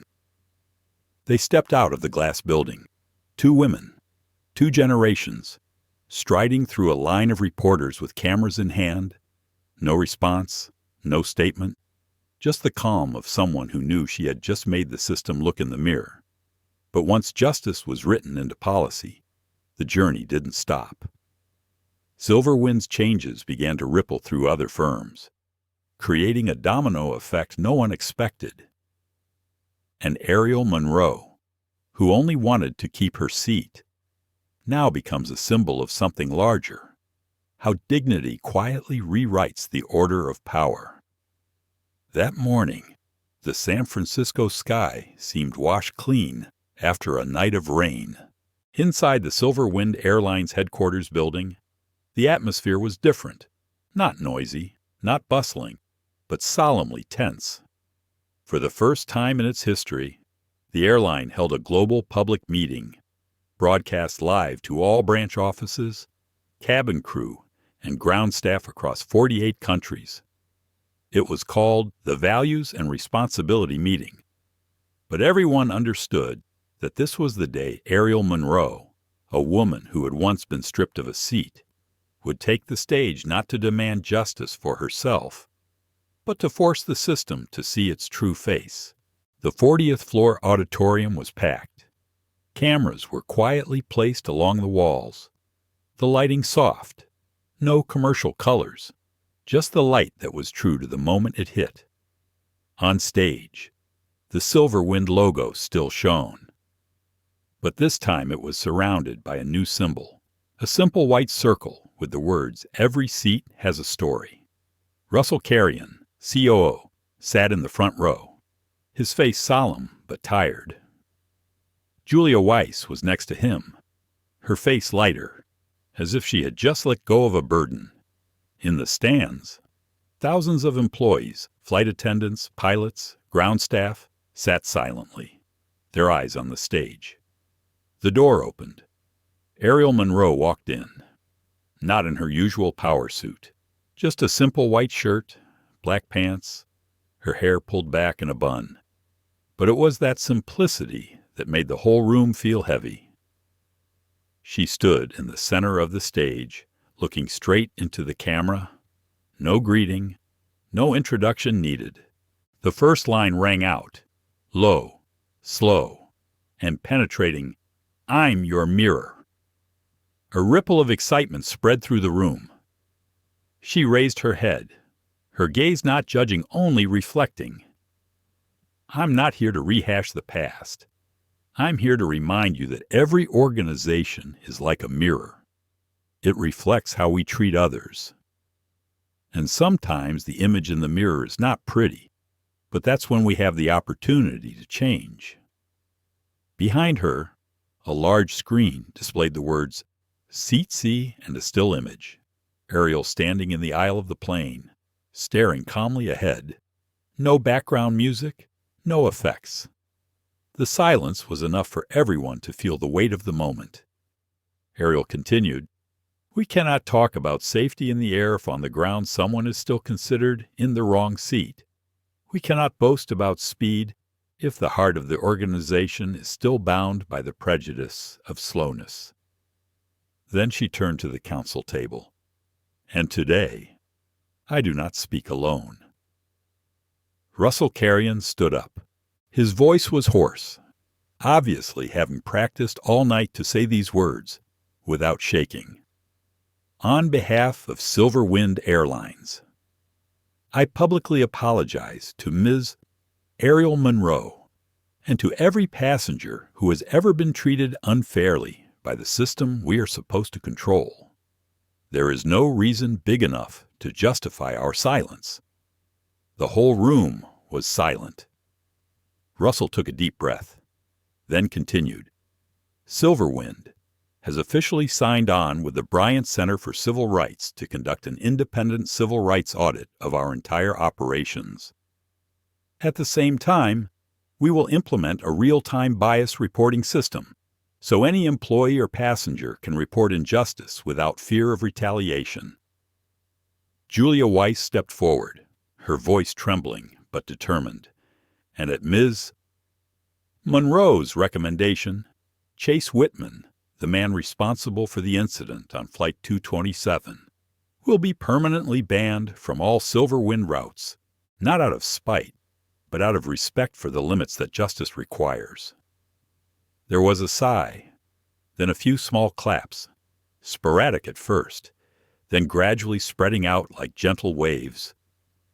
Ariel stood still, not smiling, just bowing her head in thanks.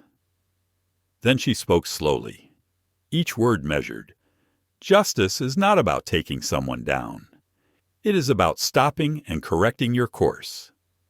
And today, you did that." At that moment, a small noise rang out in the corner of the hall. A young woman stood up, Clara Rowe, the flight attendant that day. Her voice was trembling, but her eyes were full of determination.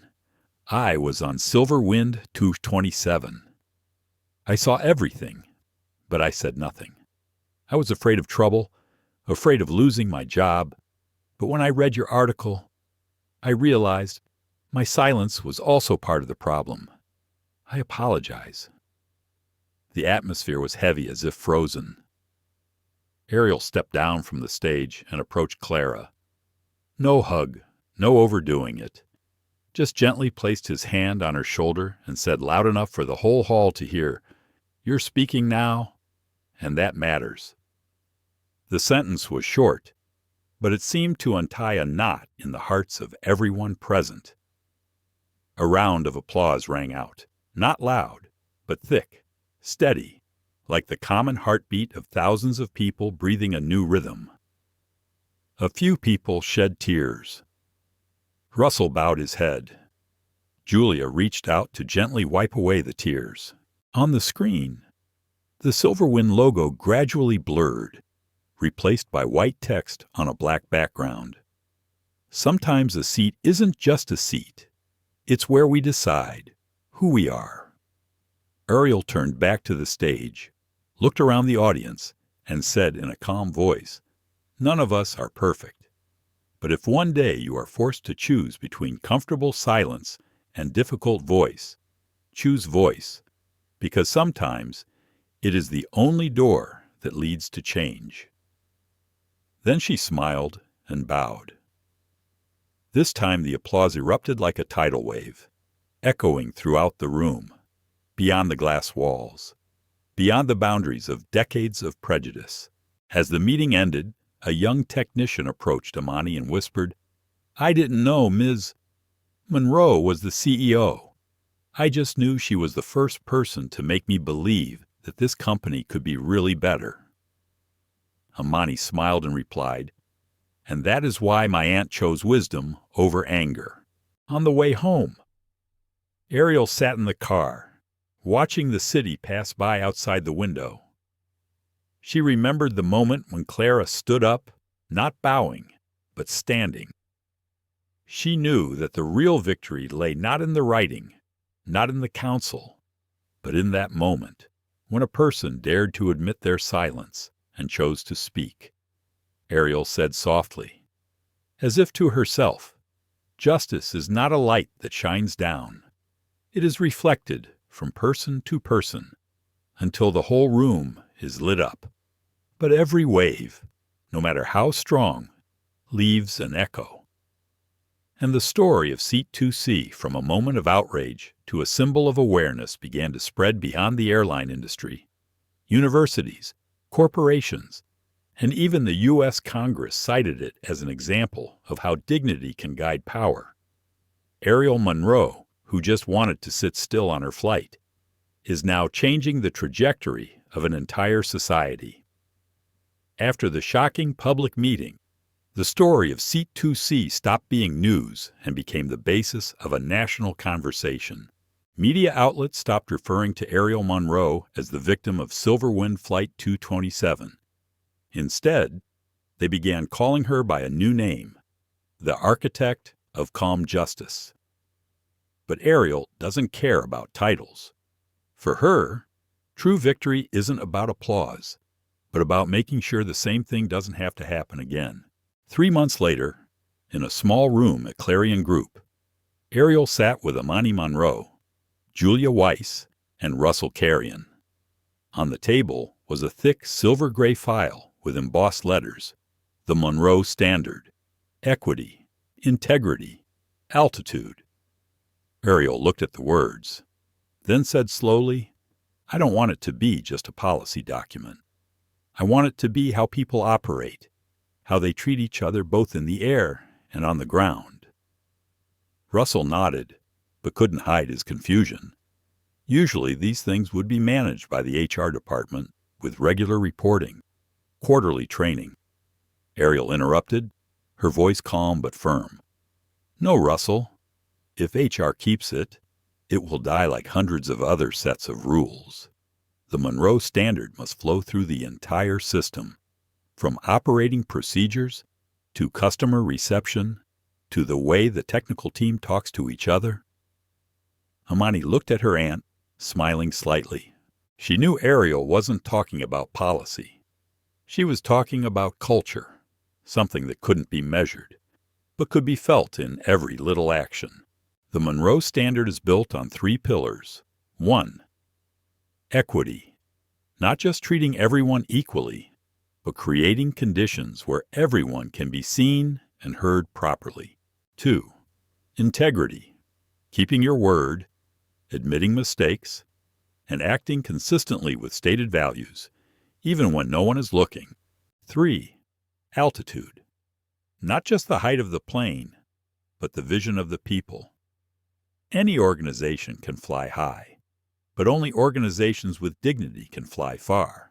When Ariel presented the proposal at SilverWind Airlines' internal strategy meeting, the room fell silent. No one saw her as the person who had been insulted on the flight. They saw her as someone who was rewriting the ethical model for the airline industry. She said, "Every seat on an airplane, from first class to the last, belongs to a person. And that person doesn't need to be treated better. They just need to be treated the same." If you really want SilverWind to be a pioneer, let the Monroe Standard live not just in writing, but in every word between people. Julia Weiss stood up, for the first time in her career, speaking not as a manager, but as a mother. "I want my children to grow up in a world where people don't have to write things down like this. But until that happens, I want SilverWind to be the place to start." When the meeting ended, Russell Clarion walked over and held out his hand. "Ms. Monroe, I used to think you were working against us, but now I see. You are pulling us in the right direction. I agree. The Monroe Standard will become SilverWind's new cultural foundation." Ariel shook his hand, her smile as light as the wind. "I don't need you to agree with me, Russell. I just need you to understand that justice is not a destination. It is a way of flying." A month later, SilverWind officially unveiled the Monroe Standard to the entire airline industry. Other airlines, from Atlantic Air to Starjet to Horizon Sky, offered congratulations and a hint of curiosity. CNN called it the first ethical constitution of modern aviation. The Federal Department of Transportation organized a conference on leadership through dignity. Universities and research institutes began to use the Monroe Standard as a model for lessons on corporate culture and human resource management. A newspaper commented, "From a seemingly small incident, Ariel Monroe did what many movements fail to do: turn emotion into a system, turn justice into a standard." One afternoon, Ariel was invited to watch the first test version of a training video for new employees. It opened with a scene of a passenger boarding a plane, looking confused. The flight attendant smiled and said, "Welcome aboard. Every seat here tells a story, and every story deserves respect." Ariel was speechless, not because of the line, but because she knew for the first time in history, the language of dignity had been officially written into the operating system of an airline. That night, in the office, Amani asked. "Are you proud?" Ariel replied, her voice as light as a breath. "Proud. Maybe, but most of all, I feel relieved. Because at last, people have understood that fairness is not a promise, it is a habit." She looked out the window, where the city lights reflected on the glass. Back then, they looked at me as if I was in the wrong seat. Now they call the Standard by my name, but it was never about me. Amani, it was about the world learning to treat each other right again. A week later, the Monroe Standard was officially implemented across the system. Every SilverWind aircraft had a small sign posted next to the boarding door: Equity, Integrity, Altitude, the Monroe Standard. Many passengers took photos and shared them on social media with the hashtag #HoFlyWithDignity. One elderly woman in Minnesota wrote, "I flew with SilverWind last week." The flight attendant bent down to tie a black boy's shoe before he sat down. "I don't know if it's Monroe Standard or not, but I think the world is learning to bend down, to be more respectful." Ariel read the post and smiled. No article or plaque needed, just a small gesture like that. And she knew Monroe Standard was real. But like all fair winds, as it spreads, it carries new seeds with it. Within months, outside corporations began contacting the Clarion Foundation, asking for permission to adopt the Monroe Standard for themselves. And Ariel Monroe realized, sometimes, The greatest thing is not to sit in the right place, but to help the whole world learn to sit together with respect. When the Monroe Standard was implemented system-wide, it seemed like the story was over. But in fact, that was just the beginning of the second wave, not of outrage, but of healing. Just weeks after SilverWind announced its new training program, Ariel Monroe started getting bulky envelopes in the mail. Not lawsuits, not threats, but handwritten letters, something rarely seen in the digital age. A letter from Captain Julian Ralph, the former captain, opens with the short sentence, "Ma'am, the sky feels lighter these days." In his 30 years of flying, he said, he had witnessed many small injustices, passengers being mistrusted, employees being overlooked, but none had ever made him rethink the concept of justice the way Ariel had. Another letter, from an anonymous flight attendant, reads, "I used to be afraid to speak up because I thought I was too small. But thanks to her, I realize silence is also a choice, and I don't want to choose it anymore." Then came emails from unexpected places, a pilot in Canada, a security guard in Frankfurt, even a deaf passenger from Japan who wrote that SilverWind's new program made him feel heard without having to speak. Ariel read each letter, carefully folded it, tied it into a bundle, and placed it on the shelf near the window. "Every letter is a breath of fresh air," she told Amani Monroe. "It makes the sky really breathe." One afternoon, Clara Rowe arrived at the Clarion Foundation office. She was still wearing her SilverWind uniform, but her face was different, no longer fearful, but with the serenity of someone who had dared to face her mistakes. In Clara's hand was a small velvet-wrapped box. She opened the lid, revealing an old metal badge, shaped like a pair of silver wings. "This is my mother's Delta Wings badge," Clara said. Her voice choked but steady. "She was a flight attendant for an airline that's now gone. She died when I was little. She always told me, 'Son, the sky is where you have to be most honest, because up there, there's nothing to hide.'" Clara placed the badge on the table, pushing it towards Ariel. "Mrs. Monroe, you did it. You made the sky honest again. You made the sky honest again." Ariel was silent for a long time. Then she gently stood up, without saying a word of thanks, just placing her hand on the badge. In that moment, between the two women, one who had been silent, the other who chose to be calm, justice was no longer a concept, but a connection between people. A few days later, Amani walked into the office with an envelope bearing a familiar logo, Whitman Group Holdings. Ariel wasn't surprised.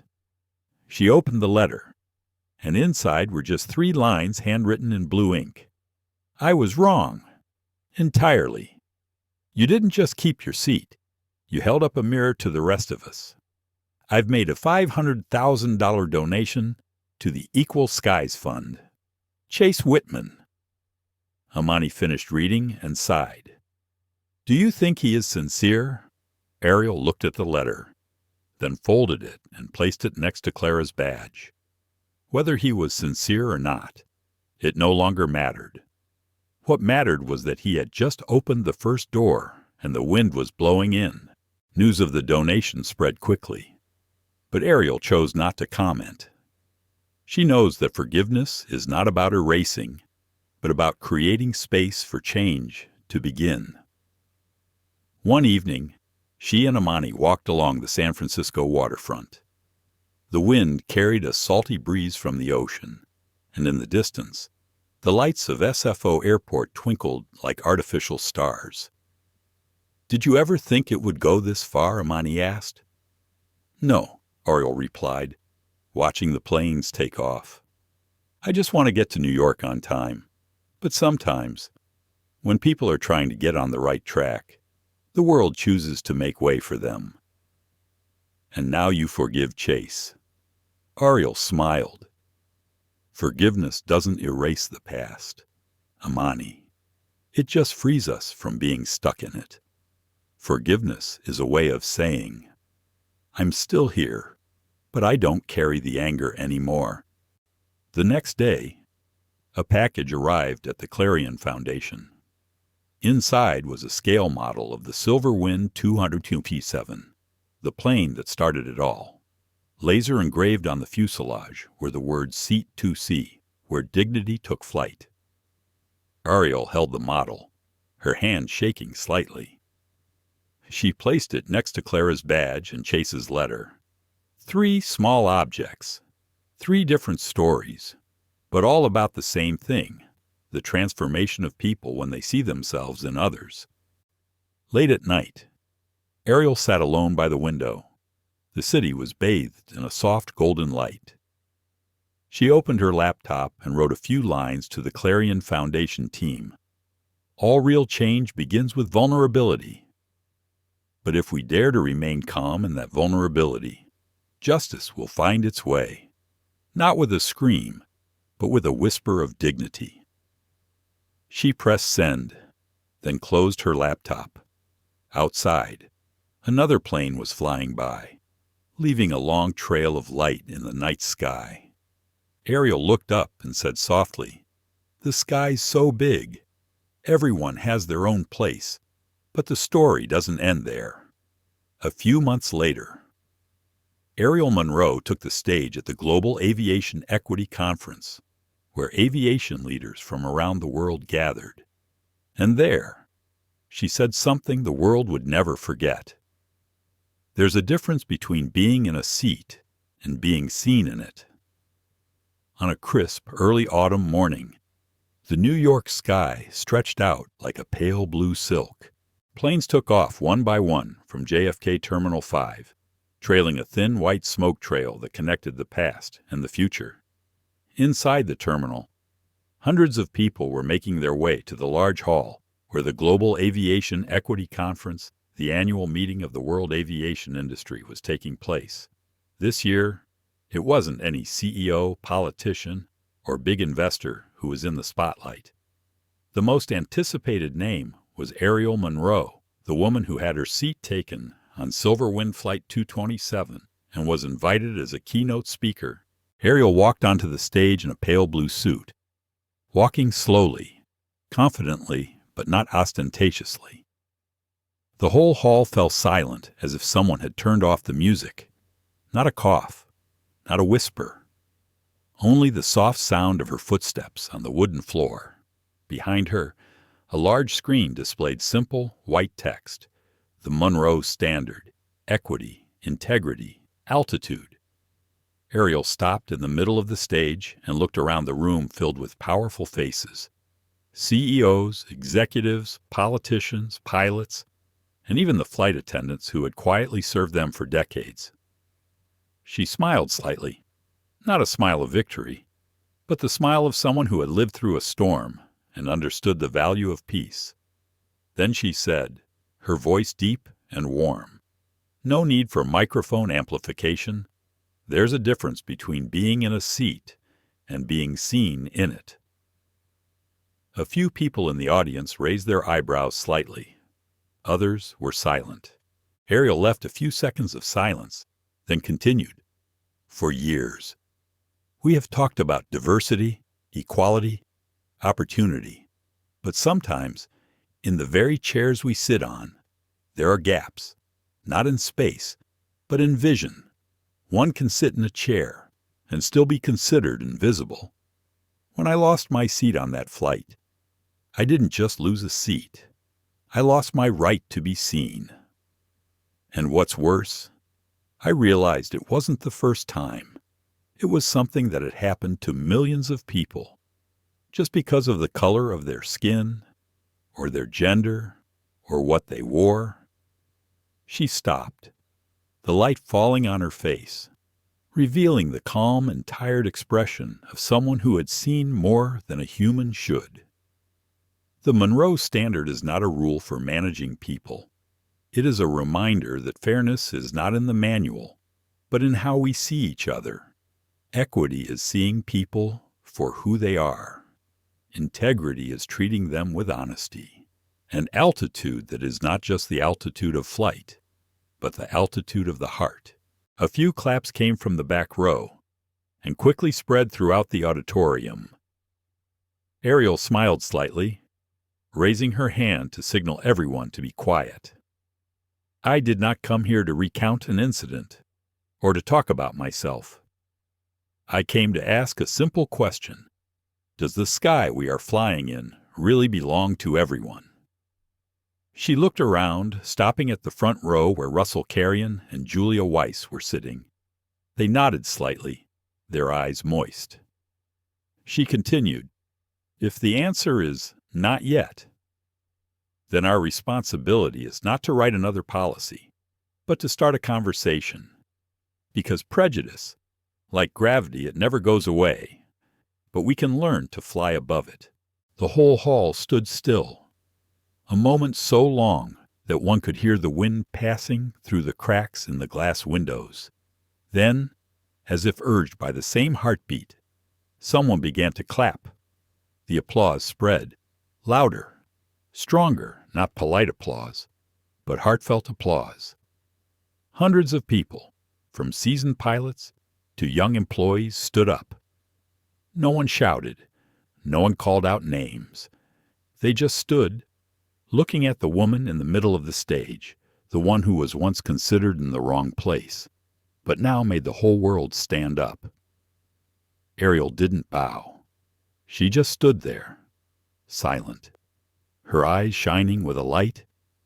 The camera couldn't capture the light of being seen. That afternoon, as she left the hall, Imani held her aunt's hand.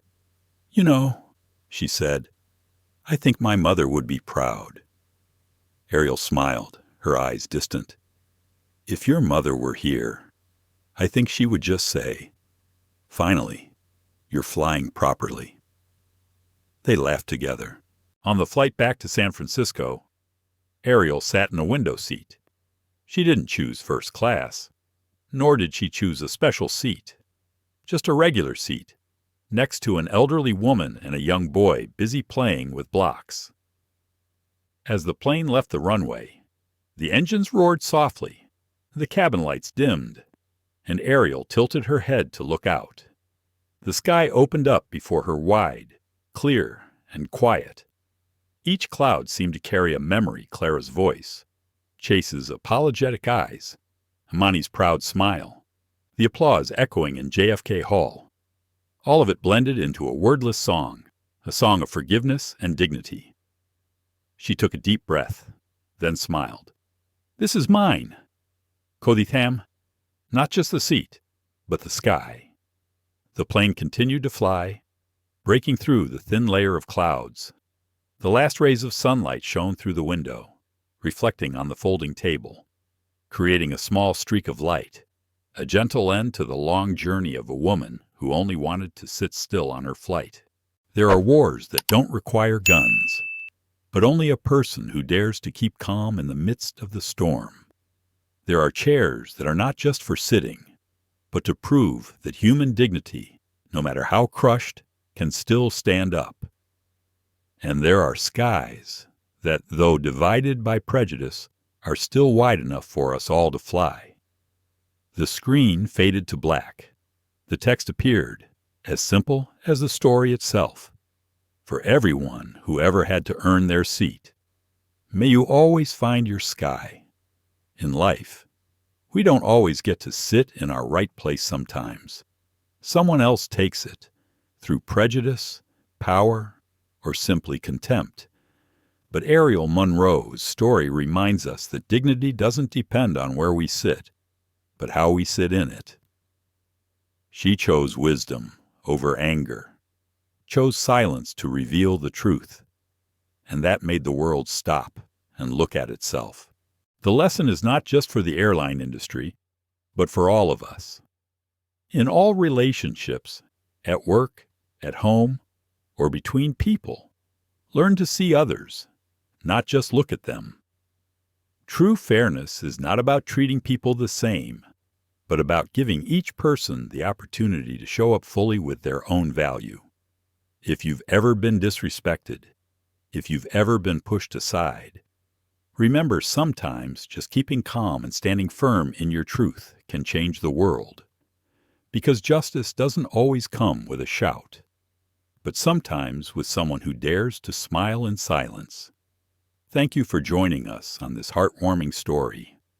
If you believe that values like respect, dignity, and justice still deserve to be shared, please, share this video and subscribe to our channel so we can continue telling stories that make the world a better place, one little bit at a time.